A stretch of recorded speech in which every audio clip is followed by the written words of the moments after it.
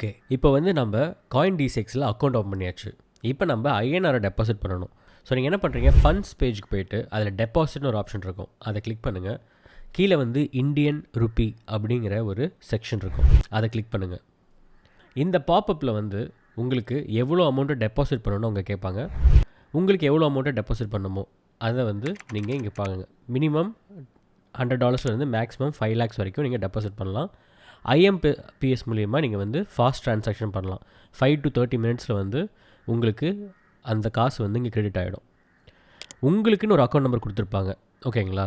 அது வந்து உங்களோட வர்ச்சுவல் நம்பர். இதுக்கு நீங்கள் டெபாசிட் பண்ணிங்கன்னா டேரெக்டாக வந்து உங்களுக்கு தான் வரும். ஸோ நீங்கள் வந்து என்ன பண்ணுங்கள், அதை பெனிஃபிஷியரி ஆட் பண்ணி உங்களோட நெட் பேங்கிங்லேருந்து IMPS பண்ணுங்கள்.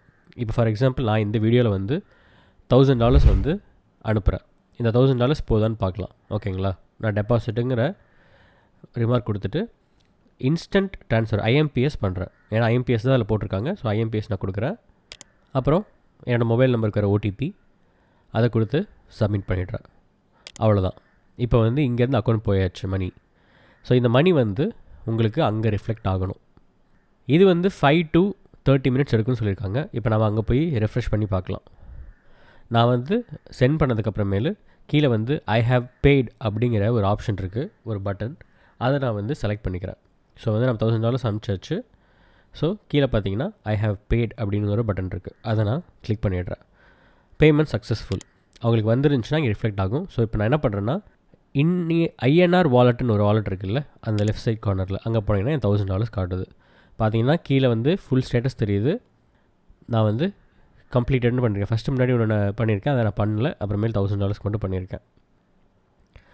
இப்போது ஸ்பாட்டுக்கு போயிட்டு USDT வாங்கலாம். ஏன்னா USDT தான் வந்து நம்ம வச்சு ட்ரேட் பண்ண முடியும். INR வச்சு இந்த எக்ஸ்சேஞ்சில் ட்ரேட் பண்ணலாம். பட் உங்களுக்கு வந்து ஃபியூச்சர்ஸ் ட்ரேடு இதெல்லாம் பண்ணணுன்னா USDT வேணும். ஸோ நான் என்ன பண்ணுறேன்னா USDTன்னு டைப் பண்ணுறேன். அங்கே பார்த்தீங்கன்னா USDT-INRன்னு இருக்குது. அப்படின்னா INR வச்சு USDT வாங்க போகிறோன்னு அர்த்தம். இங்கே பார்த்தீங்கன்னா 88.6 rupeesக்கு வந்து ஒரு USDT இருக்குது. நம்மக்கிட்ட வந்து $1000 இருக்குது, சாரி ₹1000 இருக்குது. ஸோ அதனால் என்ன பண்ணுறேன், மார்க்கெட் பை பண்ணிங்கன்னா இன்ஸ்டண்ட்டாக வாங்கிடும். பட் வந்து ஃபீஸ் கொஞ்சம் அதிகமாக இருக்கும். 0.5 ஃபீஸ் இருக்கும். ப்ளஸ் வந்து இதில் வந்து உங்களுக்கு வந்து இதுவும் பிடிப்பான், TDSும் பிடிப்பாங்க. ஸோ நான் கன்ஃபார்ம் கொடுத்துக்கிறேன்.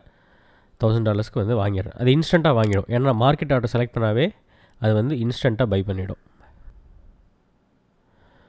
ஸோ பார்த்தீங்கன்னா 899 rupeesக்கு வந்து $10.14 வந்து எனக்கு வந்து கிடைக்கும். நான் ரவுண்ட் ஆஃபாக $10 போட்டுக்கிறேன். பை USDTங்கிற பட்டனை கிளிக் பண்ணுறேன். இங்கே பார்த்தீங்கன்னா ஆர்டர் எக்ஸிக்யூட்னு வந்துருச்சு. ஸோ அந்த ஆர்டர் எக்ஸிக்யூட்னு வந்தது ஒரு கன்ஃபர்மேஷன். இப்போ நம்ம வந்து உள்ளே போய் நம்ம வாலெட்டில் பார்க்கலாம். ஸோ ஃபண்ட்ஸ் பேஜில் போர்ட்ஃபோலியோவில் போனீங்கன்னா கீழே பார்த்தீங்கன்னா USDT $10 வந்தாச்சு. இவ்வளோ சிம்பிள் வாங்குறது, ஓகேங்களா? பட் ஆனால் நோட் பண்ணிக்கோங்க, இங்கே காயின் D6ல் போடுற எல்லா காசுமே வந்து உங்கள் பேனில் ரிஜிஸ்டர் ஆகிருக்கும். ஸோ நீங்கள் வந்து ஒரு ட்ரான்சாக்ஷன் பண்ணும்போது அதுக்கு TDS பிடிப்பாங்க, விற்கும் போது TDS பிடிப்பாங்க, ஓகேங்களா? இது எல்லாமே உங்களோட டின் நம்பரில் வந்து ரிஃப்ளெக்ட் ஆகும். இதே மாதிரி நீங்கள் எல்லா காயினும் இங்கே ஸ்பாட்டில் வாங்குறதுனால வாங்கிக்கலாம். ஒரே பிரச்சனை என்னென்னா, இந்த மாதிரி இந்தியன் எக்ஸ்சேஞ்சில் வந்து ரொம்ப லோ லிக்விடிட்டி, பெரிய அமௌண்ட்டில் வாங்கினா ப்ரைஸ் ஃப்ளக்சுவேஷன் பயங்கரமாக இருக்கும். ஸோ அது ஒரு பெரிய பிரச்சனை. இது இல்லாமல் இன்னொரு ஆப்ஷன் இருக்குது. அந்த ஆப்ஷன் என்னென்னா, பைனான்ஸில் வந்து பியர் டு பியர் எக்ஸ்சேஞ்சில் மாற்றுறது. அதில் வந்து நம்ம இங்கே எப்படி $89 rupeesக்கு வாங்கணும் ஒரு USDT, அங்கே வந்து அதோட கம்மியாக கூட கிடைக்கும். இல்லைனா நீங்கள் கம்மியாக வேணும்னு கூட அட்வர்டைஸ் பண்ணலாம். இப்போ அதுவும் பார்த்துடலாம் எப்படி அங்கே வாங்குறதுன்ட்டு. இப்போ பைனான்ஸ் P2Pயில் எப்படி வாங்குறதுன்னு பார்க்கலாம். ஸோ P2Pயில் வந்து சேம் நீங்கள் எப்படி இங்கே ஆர்டர் புக்கில் வாங்குறீங்களோ அதே மாதிரி தான். அங்கே யார்கிட்ட வாங்குறேன்னு தெரியாது. இங்கே வந்து டேரெக்டாக அந்த இண்டிவிஜுவல்ட்டே நம்ம விற்கிறதுனால பியர் டு பியர்னு சொல்கிறோம். இது எப்படி ஒர்க் ஆகும்னா, இப்போ உங்களுக்கு வந்து ஒரு 100 USDT வேணும். நீங்கள் அந்த 100 USDT வந்து இந்த ப்ரைஸில் வேணும்னு செட் பண்ணி ஒரு ஆடு போடுறீங்கன்னு வச்சுக்கோங்க. அதை செல்லர் பார்த்துட்டு அவர் அக்ரி பண்ணார்னா அதை வாங்கும்போது அந்த USDT வந்து பைனான்ஸ் எஸ்க்ரோவுக்கு அனுப்பிச்சிடுவார். பைனான்ஸ் வந்து அந்த USDT ஹோல்ட் பண்ணிவிடுவாங்க. நீங்கள் அந்த கேஷ் அவருக்கு அனுப்பிச்சதுக்கு அப்புறமேலு உங்களுக்கு அந்த USDT உங்கள் அக்கௌண்ட்டுக்கு ரிலீஸ் பண்ணிவிடுவாங்க. இந்த ப்ராசஸ் தான் வந்து நடக்கும். ஸோ நீங்கள் இதை பண்ணுறதுக்கு பைனான்ஸோட P2P செக்ஷன் போயிட்டு உங்களுக்கு பிடிச்ச மெர்ச்சண்ட்டை செலக்ட் பண்ணணும். இந்த மெர்ச்சண்ட்டை தான் நீங்கள் விற்க போகிறீங்க இல்லை வாங்க போகிறீங்க. நீங்கள் ஒரு மெர்ச்சண்ட்டை செலக்ட் பண்ணுறதுக்கு முன்னாடி சில விஷயங்கள்லாம் பார்க்கணும். ஃபர்ஸ்ட் நம்ம எப்பயும் போல் யார் கம்மி ப்ரைஸ் கொடுக்குறாங்கிறத பார்த்துக்கலாம். நெக்ஸ்ட்டு வந்து அவரோட கம்ப்ளீஷன் ரேட் வந்து 85%க்கு மேலே இருக்கான்னு பார்க்கணும். அதே மாதிரி அதிக ட்ரேட் பண்ணியிருந்தாருன்னா பெட்டர். அதில் ட்ரேட் நம்பரும் தெரியும் எவ்வளோ ட்ரேட் பண்ணியிருக்காருன்ட்டு. அதே மாதிரி எந்த ஆவரேஜ் டைமுக்குள்ளே எஸ்க்ரோல்லேருந்து நம்மளுக்கு பேமெண்ட் ரிலீஸ் ஆகுதுங்கிறதையும் பார்க்கணும். ஓகேங்களா? ஏன்னா அவ்வளோ ஃபாஸ்ட்டாக ஆக்டிவாக இருக்காங்கன்னு அர்த்தம்.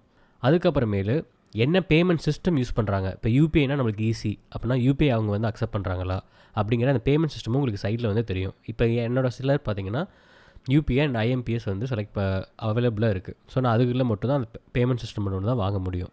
ஸோ நெக்ஸ்ட்டு நம்ம பார்க்க வேண்டிய விஷயம் வந்து லிமிட்டுங்கிற இதுக்குள்ளே மினிமமாக எவ்வளோ வாங்க முடியும், விற்க முடியும், அதே மாதிரி மேக்ஸிமம் எவ்வளோங்கிறத போட்டிருக்காங்க. அந்த பேமெண்ட்குள்ளே உங்களோட கேட்டகரி, உங்களோட தேவை வந்து ஃபிட் ஆகுதான்னு பார்க்கணும். அதாவது எனக்கு வந்து 6,000 ரூபாய்க்கு தேவைப்படுதுன்னா 6,000 ரூபாய்க்கு கொடுக்குறாரான்னு பார்க்கணும். ஒன்ஸ் அது இதானதுக்கு அப்புறமேலு நம்ம பண்ண வேண்டியது ஜஸ்ட் பை கிளிக் பண்ணிங்கன்னா அந்த செல்லர்கிட்ட வந்து இப்போ நான் வந்து 6,000 அபோவ் வாங்கலாம், மேக்ஸிமம் 39,000 வரைக்கும் வாங்கலாம். கரெக்டுங்களா? ஸோ நான் 10,000 வாங்குகிறேன். பை யூஎஸ்டிடி நான் 10,000க்கு வாங்குகிறேன். அதனால் நான் இப்போ பை பண்ண போகிறேன். ஸோ நான் வந்து 10,000 என்டர் பண்ணிவிட்டேன். இப்போ பை யூஎஸ்டிடி கிளிக் பண்ணுறேன். ஒன்ஸ் வந்ததுக்கப்புறமேலு அந்த மர்ச்சண்ட்டோட டீட்டெயில்ஸை வரும். எவ்வளோ அமௌண்ட்டுக்கு வாங்க போகிறீங்க, ஒரு யூஎஸ்டிடி என்ன ப்ரைஸ்க்கு வாங்குறீங்க, டோட்டல் குவான்டிட்டி யூஎஸ்டிடி எவ்வளோ வருதுன்னு வந்ததுக்கப்புறமேலு மேக் பேமெண்ட் கிளிக் பண்ணுங்கள். இங்கே வந்து நீங்கள் கூகுள் பேனா நீங்கள் வந்து கூகுள் பே செலக்ட் பண்ணி பண்ணுங்கள். இப்போ ஐஎம்பிஎஸ்னால் கரெக்டாக அவரோட அக்கௌண்ட் டீட்டெயில்ஸ் எல்லாமே பார்த்துட்டு அனுப்புங்க. முக்கியமான விஷயம், அந்த சேட்டில் அவர் சொல்கிற எந்த பேமெண்ட்டுக்குமே அனுப்பாதீங்க.